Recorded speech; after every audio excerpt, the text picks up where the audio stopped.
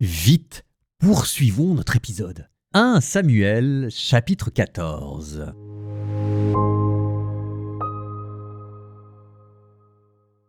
Un jour, Jonathan, fils de Saül, dit à son écuyer « Viens, passons vers le poste des Philistins qui est là, sur l'autre versant. » Mais il n'avertit pas son père.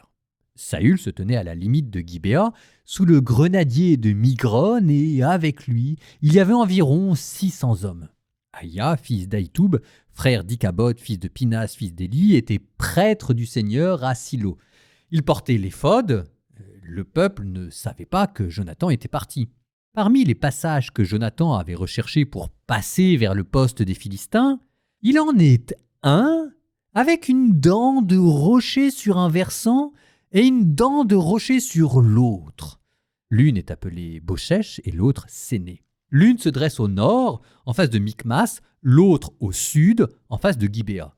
Jonathan dit à son écuyer « Viens, passons vers le poste de ces incirconcis. Peut-être que le Seigneur agira-t-il en notre faveur, car rien n'empêche le Seigneur de donner le salut, que l'on soit peu ou beaucoup. » Son écuyer lui répondit « Fais tout ce que tu as dans le cœur. Vas-y, et moi je suis avec toi, selon ton cœur. » Jonathan reprit « Voici que nous passons vers ces hommes. Ils vont nous repérer. S'ils nous disent « Halte, attendez que nous vous ayons rejoints », alors nous resterons sur place, nous ne monterons pas vers eux, mais s'ils nous disent « Montez vers nous », alors nous monterons, car le Seigneur les aura livrés entre nos mains. Ce sera pour nous le signe. » Tous deux se firent repérer par le poste des Philistins, lesquels se dirent « Voici des Hébreux qui sortent des trous où ils s'étaient cachés. » Les hommes du poste interpellèrent Jonathan et son écuyer en leur disant « Montez vers nous, nous avons quelque chose à vous apprendre. » Jonathan dit à son écuyer « Monte derrière moi. Le Seigneur les a livrés au pouvoir d'Israël. » Jonathan, suivi de son écuyer, monta en s'aidant des mains et des pieds.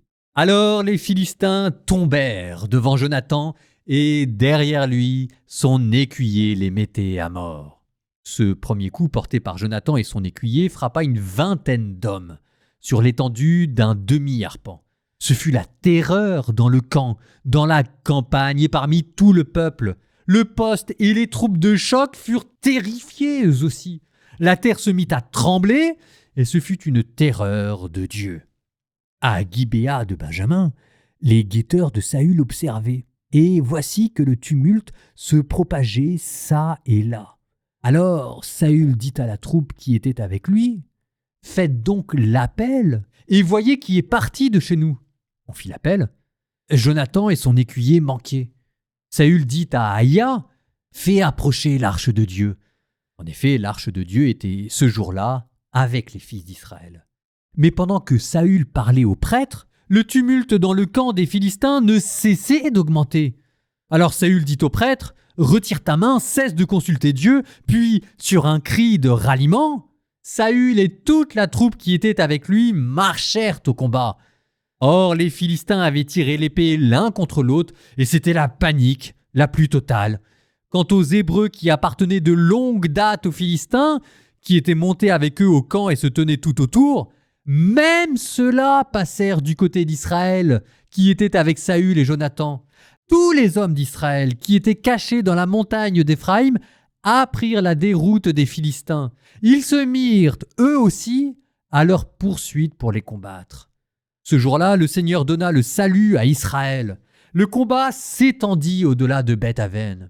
Ce jour-là, les hommes d'Israël avaient été accablés, parce que Saül avait proféré à l'adresse du peuple cette imprécation « Maudit soit l'homme qui prendra de la nourriture avant le soir, avant que je ne me sois vengé de mes ennemis. » Et personne dans le peuple n'avait goûté de nourriture.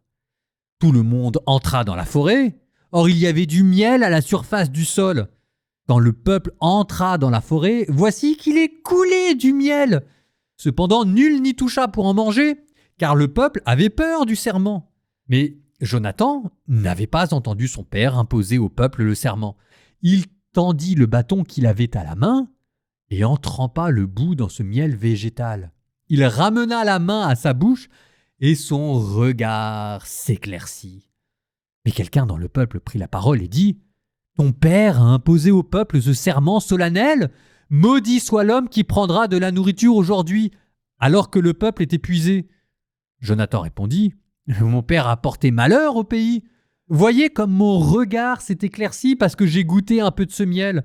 À plus forte raison, si le peuple s'était nourri aujourd'hui sur le butin trouvé chez l'ennemi, le coup porté aux Philistins n'aurait-il pas été encore plus rude ?» Ce jour-là, ils battirent les Philistins depuis Michmas jusqu'à Aïaon, et le peuple fut complètement épuisé. Il se jeta sur le butin. On prit du petit et du gros bétail avec de jeunes bêtes. On les égorgea à même le sol. Et le peuple mangea au-dessus du sang. On rapporta la chose à Saül. Voici que le peuple est en train de pécher contre le Seigneur en mangeant au-dessus du sang. Saül dit « Vous avez trahi.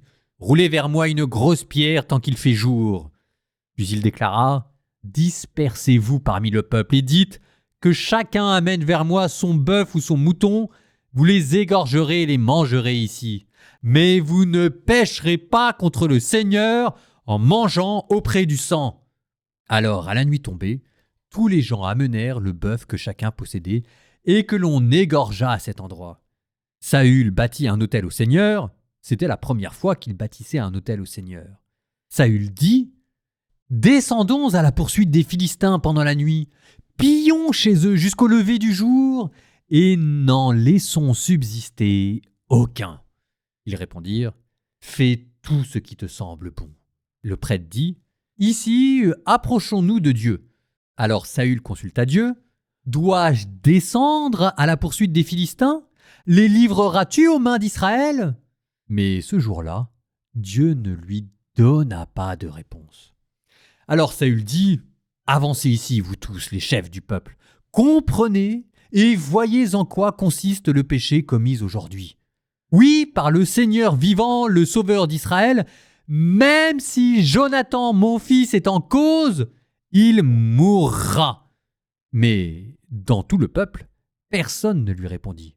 Puis il dit à tout Israël « Vous serez d'un côté, moi et mon fils Jonathan, nous serons de l'autre côté. » Le peuple répondit « Fais ce qui te semble bon. » Alors Saül s'adressa au Seigneur « Dieu d'Israël, fais connaître la vérité. » Jonathan et Saül furent désignés par le sort, et tout le peuple fut mis hors de cause. Saül dit « Jetez les sorts entre moi et mon fils Jonathan. » Et Jonathan fut désigné. Saül dit au Jonathan « Révèle-moi ce que tu as fait. » Jonathan le lui révéla en disant « Ah oui, j'ai goûté un peu de miel au bout du bâton que j'avais à la main. Me voici que je meurs. » Saül déclara « Que Dieu amène le malheur sur moi et pire encore, si tu ne meurs pas, Jonathan. » Mais le peuple dit à Saül « Est-ce que Jonathan devrait mourir, lui qui a remporté cette grande victoire en Israël? Quelle horreur! Par le Seigneur vivant, il ne tombera pas à terre un seul cheveu de sa tête, car c'est avec Dieu qu'il a agi en ce jour. » Et le peuple racheta Jonathan, et celui-ci ne mourut pas. Quant à Saül, il renonça à poursuivre les Philistins, et les Philistins s'en allèrent chez eux.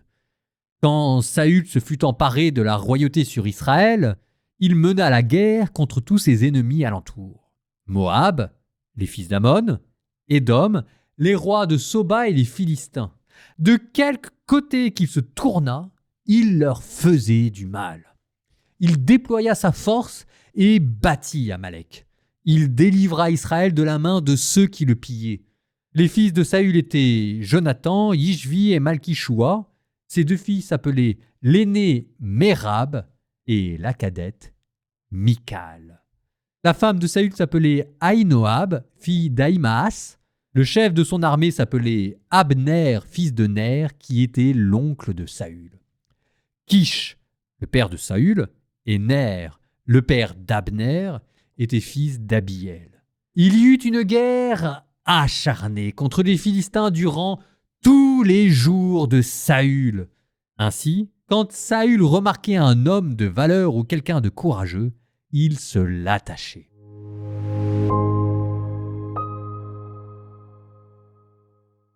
Saül ne doit pas avoir le moral. Je pense que la remontrance que Samuel lui a faite l'a laissé sans force et vous avez entendu comment il était étrangement passif, l'initiative de la guerre allant à son fils Jonathan, qui devient le véritable héros et qui subit l'incompétence de son père. Moi, c'est sur un objet précis, mais qui va nous emmener loin, que je voudrais aussi attirer votre attention. Verset 18, Saül dit à Aïa, « Fais approcher l'arche de Dieu ». L'arche de Dieu, on l'a déjà vue au début du livre de Samuel, avec Élie, quand il partait à la guerre. Et je vous avais dit, il y a quand même une manière d'utiliser l'arche de l'Alliance qui est plus proche de la superstition que de la véritable crainte de Dieu. Ici, il s'est passé quoi? Saül s'est fait rejeter par Samuel et tente de retrouver un appui religieux non plus à travers une personne, mais à travers un objet qu'il va maintenant idolâtrer comme étant une source de puissance, une arme secrète. L'arche de l'Alliance, considérée, il faut bien le dire ici, comme un objet magique.